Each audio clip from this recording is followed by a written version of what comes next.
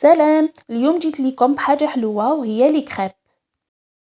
2 حبات بيض، 3 ملاعق كبار سكر، 2 ملاعق كبار كاكاو بني، لافاني، ملح، كاس حليب، نص كاس مايزينا، 2 ملاعق كبار زيت.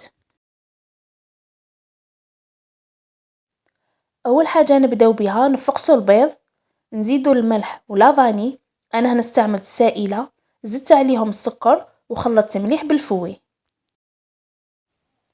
نزيدو كاس حليب، نحركو مليح، وهنايا كيما راكم تشوفوا النواشف دايما نغربلهم باش ما يديرليش الحبيبات.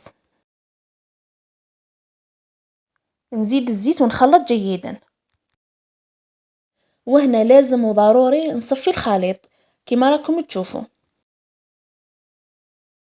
حطيت المقله فوق النار، درت فيها الزبده ومشيتها على السطح، ومسحتها بالورق الماس باش المقله ما تلصقليش.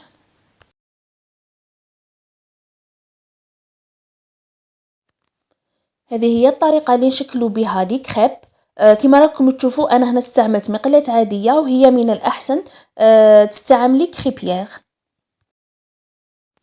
غير تشوفوا الطياب بدا يدخلها، اقلبوها كما على بالكم الحاجه اللي فيها الكاكاو ليه الطيب وتتحرك. وهنا زدت لها غير شويه ونحيتها. وحبيت نزيد نشارك معاكم حبه وخد اخرى باش تزيدوا تشوفوا الطريقه خير وخير، بلا ما تظلوا تعاودوا في لا فيديو. ولا هي في الحقيقه سهله واي وحده تقدر ديرها، ماهيش حاجه صعيبه. والعبر اللي درتو يقطع كميه لاباس بها. لي كريب درت لهم شوكولا للطلي وبنان، وهنايا كل واحد مقدوره، كل واحد واش يحب. كاين اللي يحب يدير لهم المعجون، يعني هذه اذواق.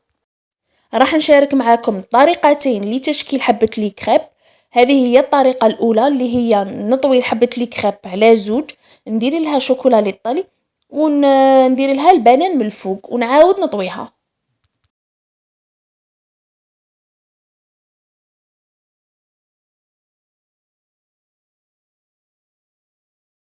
انا هذه هي طريقتي في التزيين، اذا عجبتكم ديروا كما هي، واذا ما عجبتكمش ديروا طريقتكم الخاصة.